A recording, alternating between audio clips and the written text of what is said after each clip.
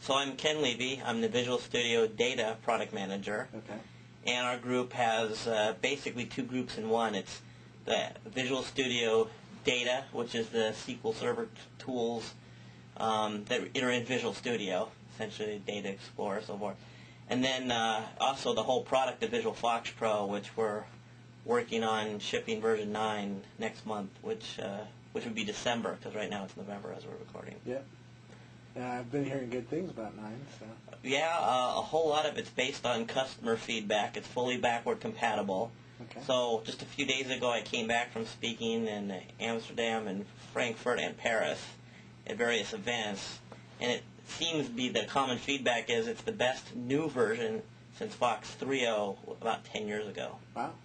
So a lot of new stuff in there then. A lot of new stuff and a lot of stuff that's specifically targeting how developers use it and how they can add things that let their end user applications benefit from it, both combined. Okay. What are you most excited about in the new FoxPro 9? I would say the three main areas are the report enhancements, report writer. FoxPro has its own report writer that binds to FoxPro data and the language, so it's very specific to building Fox reports. And we added a lot of extensibility in there. We added stuff for GDI Plus, so you can actually draw graphs on the report, multi-banding, chaining reports together. So you can almost make reports that look like desktop publisher. You output to XML and HTML. We use XSLT we supply to output HTML. That's all customizable too. And we also added tools in the designer that are also extensible. So people can subclass them. They can add their own. I would say 35-40% of the functionality in the new version is just on the reports alone. Okay. And it's all backward compatible with old reports. Then we added a lot of enhancements to the SQL language. FoxPro actually embeds the SQL language into the FoxPro language, a lot like T-SQL. Oh, yeah. You can say, select star from whatever right against your tables in memory. Boom. So the language is closely tied to the database more than any other language. Okay. It all comes from that X-based heritage. What we did is added basically the language from SQL Server, like 2000, the T-SQL 92 stuff. So you have select star where, and then in the where clause you could do another select that automatically brings in the result into those columns. There's a lot of people that work with SQL Server and do stored procedures. They'll appreciate all those language enhancements right inside the Fox box. That allows FoxPro 9 not only to be more compatible with SQL Server, because half of our Fox developers worldwide use SQL Server with FoxPro. Okay. Other half use like either the FoxPro native database or maybe some other database system. But most use either the Fox database system or SQL Server. Right. Why would somebody use Fox right now versus SQL Server or some other database? What is its main competitive advantage? And that's a good question, because you asked why would they use FoxPro instead of SQL Server. Generally, we view FoxPro more as a developer tool than a database. It's really a developer tool that has a language, an IDE, and a database all in one. Now, you can use any database system. We do ship an ODBC driver, but really the newer OLADB provider is more enhanced. We also can allow you to use common .NET interop, so you could have something like ASP.NET web page that's connected to a Foxcom object and getting the data from Fox, or you could have Fox go call out to a .NET web service that's going out to SQL Server, return the data, XML. So there's a lot of compatibility there. So FoxPro is really high performance when it comes to manipulating data. You can bring data down, munge on it, and do things with it. It's very unique. And when you think of data first when you're building an application, a lot of people find that FoxPro is perfect for them. So it's backward compatible with even FoxPro DOS apps from the 80s. Wow. Most people can just run their FoxPro DOS app. There's a huge community, or a sizable community of FoxPro developers out there. Yeah, there's definitely really well over 100,000 just that we know about. Then there's certain countries where we don't have a good way of knowing exactly how many there are, but there's a lot of. It's very active online. People chat. There's like 8 or 9 FoxPro conferences worldwide. I think I spoke at 7 or 8 of them. Yeah. there's a lot of user groups, maybe 125 plus user groups, and then there's places that people chat online. So, I mean, the community goes back to the old CompuServe days. It was one of the most active forums on CompuServe way back, and so we kind of view it as. How does it compare to .NET? Because obviously you said it's a developer tool. Yes. Yeah. Exactly. Is it include? It's not included with Visual Studio. It was FoxPro 6.0 was included in Visual Studio 6.0, but it was just a bundle. Yeah. Okay. What we realized is that because FoxPro is not part of the .NET CLR runtime, it didn't get added to the box of Visual Studio .NET 2002. We separated it.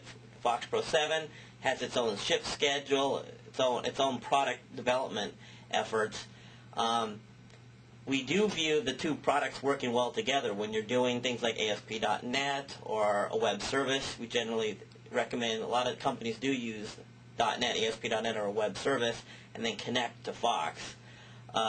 Another side of it is that there's this compatibility. Any existing FoxPro app can just run as is in a newer version. What was your other question about? Just about compatibility. Well, FoxPro has its own runtime, and it's like a 4 megabyte footprint. Okay. So you can run. I don't remember exactly what our system recommended. Pentium with at least 64 megs of RAM. Yeah. But technically, you can even take our new version 9, which comes in this little. We're getting rid of the box and we're going with the DVD case. Yeah. The one disc on here, you can install the basic files without the samples and all, probably on a machine with a maybe 20 megabyte total footprint, but the runtime itself is like 5 megabytes, and you could probably get it to run on a 46, no problem. Interesting. So see, and that is a key smaller thing. Footprint, smaller memory footprint, and higher performance. Exactly. Okay. So I imagine a lot of small companies are using FoxPro, work groups. Okay, it runs the gamut all the way through. So you find a lot of independent consultants build solutions for the small business. That's pretty common. Yeah. There's a lot of mid-sized businesses that use it in a certain area, even enterprise that use it.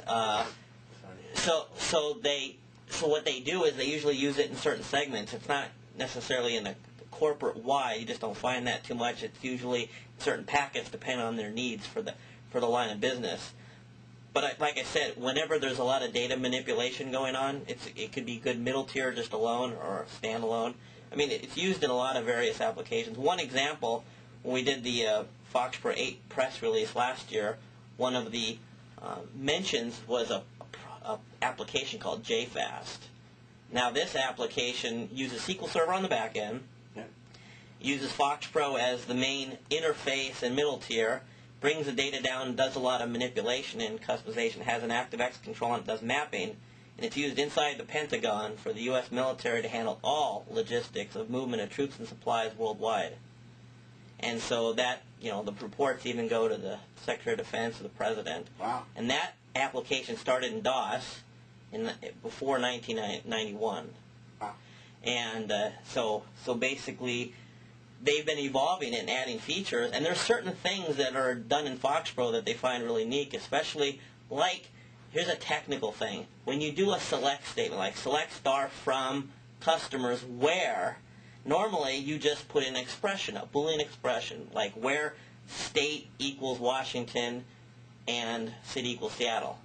Well, in FoxPro, in the language, you can actually put a UDF in the where clause, a user-defined function, which could run FoxPro code, 1 line of code or 1,000 lines of code. Okay. So while the query is running for every record, you could be running code. Okay. And you can go out and doing things, really, really sophisticated.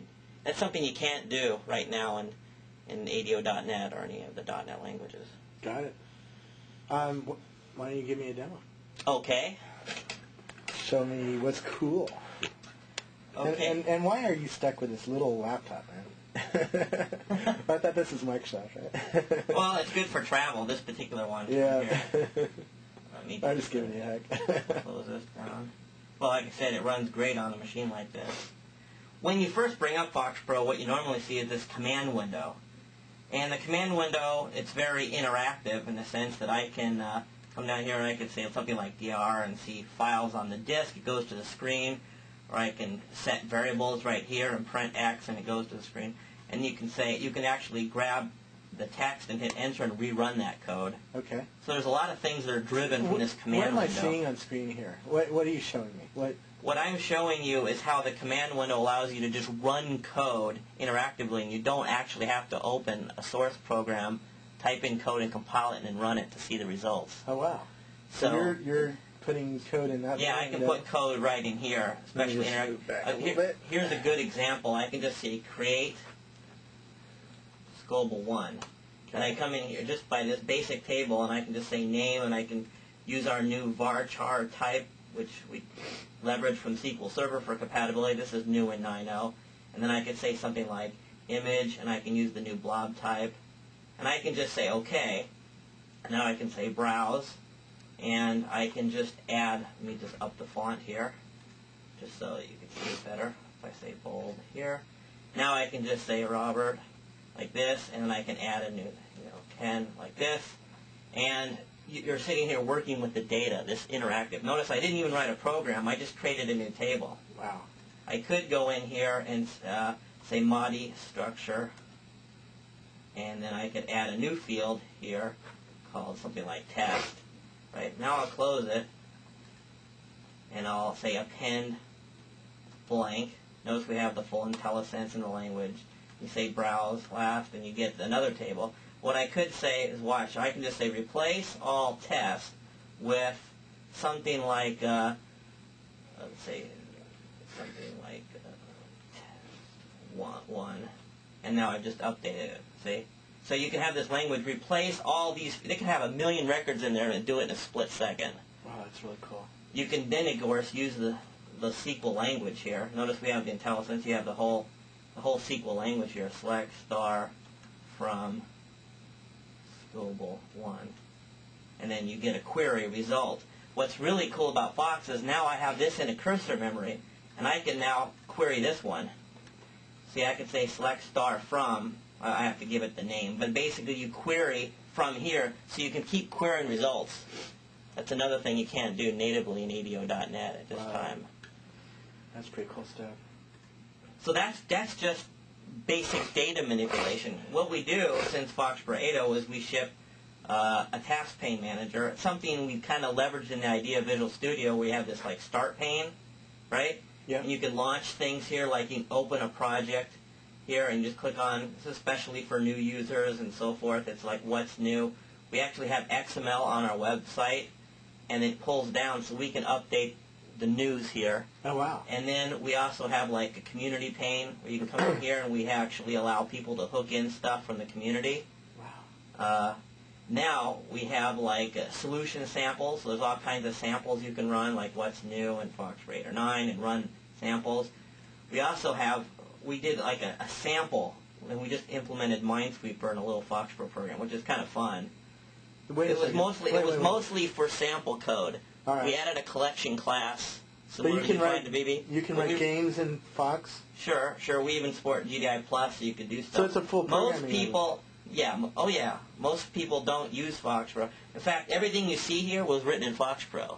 This form and a lot of our tools are written in FoxPro itself. So like we have a new Data Explorer, which is copied right out of VisualStudio.net in terms of functionality. I think this one's going out and trying to query SQL Server. You can see here, it's just this duplicate thing. We actually allow add-ins. Now see these two drop-downs? I went out to a website the community created called taskpane.com, and these are free things. Like this developer, a Fox developer named Garrett Fitzgerald created this one. All it does is it reads RSS from the MSDN Fox page, and then it creates a nice summary here. So now people can plug in little RSS readers and read them in. Here's another one from the German FoxPro community where they have their own portal. But again, this did not ship with FoxPro. I went out, pointed to an XML file, and it just added this whole pane using XSLT and so forth. They're pretty easy to do. We have a white paper online. FoxPro is very extensible. In fact, we added a lot of more extensible features in version 9 where some of our guru customers say we blew the lid off extensibility, because if it's not in FoxPro, you can go build it with FoxPro code. Wow. Many of our dialogues, look at this, like our toolbox. If you go into Visual Studio, you'll see a toolbox that looks very much like one of these, right? You have your favorites, you have your base classes, and you just drag and drop them onto a form. Yeah. This is all written in FoxPro too. Wow. People can make changes. We give all the code out with the product, so you can then modify it and basically enhance what we ship as well. Wait a second, you give all the source code for this? We give the source code to everything that's written in FoxPro. I thought Microsoft wasn't an open source company. It's not open source. It's just we're giving the source code that allows the licensed It's user to free modify source. it. We got to come up with a new term, you know? We do, yeah, Hey, exactly. What is that white thing on your desk? This right here? Yeah. This is my iPod. By the way, Are you allowed to use those at Microsoft? these are my Ultimate Ear headphones. Yeah. These are better than yours. Oh, really? UltimateEars.com. These are custom made. I had to go to Ear Doctor to get these molded. Wow. I just spoke at all these events in Europe and I use it. You can't hear anything when you put these in. Yeah. They're the best headphones out there. Interesting. So. Are you allowed to use an iPod at Microsoft? Well, I see a lot of people carrying them around. Yeah. So. Well, you music thief, you. All my own CDs. All my own. All right. Okay. Back on track. So, Had to what put else an do we want iPod to see? beside it in there, you know? Right.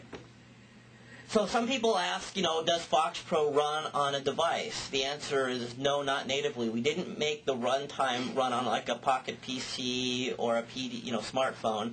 The reason is technically we could probably spend a huge amount of resources doing something like that, but we found is Microsoft's put so much great resources into making Visual Studio do that, Yeah. that there's really no overall benefit of just trying to bring the whole FoxPro. We'd have to create a whole development environment just for it.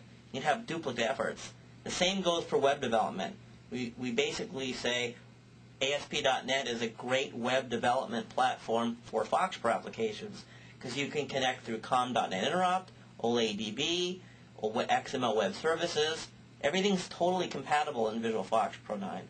So your XML Web Services, they all are compatible. Very cool. Anything else you want to show me?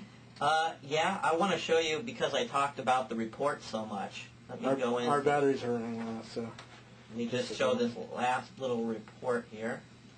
I'll just say demo 1 here. And I'm just going to run a report. And this will show off some of the new capabilities in the Visual FoxPro report writer. This is just a report that's going out and running a report. Yeah. All right, so we're back on there. Sorry about the battery dying. So what are you showing me So here? I'm showing you a preview of a FoxPro 9 report, and this is actually using many new features, and we added the Visual FoxPro report system, like multiple banding, and we allow you to output GDI plus graphs. What's happening here is it's reading the different data set and actually drawing this graph with a few lines of code. Wow. At runtime, we actually rotate the labels, and so you can actually have reusable code and reuse that code against multiple reports. Okay. So if you're familiar with previous versions of FoxPro, the report writer is so much more enhanced, the whole report system. In terms of the engine itself, you can actually be running the report, hook into the entire engine, and do whatever you want, and access all the events, and control the output completely, draw to it, control the printer. So, That's pretty cool. yeah. Really cool. So anything else you got in your bag of tricks? Well, there's tons more I could show, but Like what? let me look at the list here. You got a list for me? No, this is the list for the Soma VP review tomorrow. That's too many. Ah. I could show. Let me try showing. What's your favorite thing in FoxPro? I know. I know one good thing that here's. Okay, let me show you two things then. One of my favorite things in FoxPro is doing something like this. I'm going to actually say x equals create form. I'm doing this right interactively in the command window. This is a brand new form class. Right. I'm just going to say show. I can actually open up the class browser. This is actually a Visual FoxPro tool that I actually wrote in version 3.0 in the 90s. and I can open up a certain Wait a second, class you've been library. coding how long? I've been coding, like, I did code for 18 years, and I stopped like 5 years ago. So, Wow. so I'm going to open up this class library, and I can drag and drop right onto a running form various objects if I want to, which is it's pretty cool. Now, this is a running form. I mean, I'm actually running. It's not design time. This is a running form. I can click the buttons and they do things. But what I'll do is I'm going to... Now, how come Visual Studio can't do this? Now watch this. This is one of my favorite things that's been around since FoxPro 3.0. I'm going to hover the mouse over this object, and I'm going to say something like O equals sys 1270. It's this hook. And now O is an object reference to what the mouse was over, and I can say something like caption equals, and I'll put Robert, and I've just changed it there. So I can interactively control objects and get references to them. So I can say O.click. It'll run the click code, which will probably close the form as soon as I get rid of the object reference, and there it goes. Wow. So it's this very interactive environment where you combine dynamic objects and then the command window. And we have visual inheritance too, so I can come in here and I can edit a button at a time. So you can sit there and make changes to a button, and I can sit there and make like the back color a certain color here, like that. See, I've changed the color. Yeah. And now, when I close this and I go into any of the subclasses, it's all changed. And if I put those on a form, or if I had those on a form, they'd all be replicated. Wow. So Visual Studio has form inheritance, FoxPro has form and object control inheritance. All right. Now, how come the Visual Studio team hasn't, Well, every version they have to decide what's the most important. They can't do everything. So there are a lot of things here that you see with the data and the language, the command window interaction, the visual inheritance, but we'll all be reviewing with the next version of Visual Studio Design Team to see, hey, what makes sense? Because we do want to bring more and more Visual FoxPro features into Visual Studio, because we don't have plans to take the FoxPro engine and make it in the .NET framework. Yeah. It would break compatibility, plus it wouldn't make sense to add like a whole FoxPro.NET language. Yeah. We'd rather bring the great FoxPro features that you see here and add them so that if you're using VB, C#, C++, you all benefit from those things. The problem is, aren't you working on new features for the next version of FoxPro too? Well, right now we're just working on version 9, and we're trying to finish that, and we're going to evaluate based on feedback how we enhance FoxPro after 9, at the same time how we enhance Visual Studio to take advantage of these features as well. Very cool. So, I think that's pretty good. That's rocking. Yeah. Thanks. Uh-huh.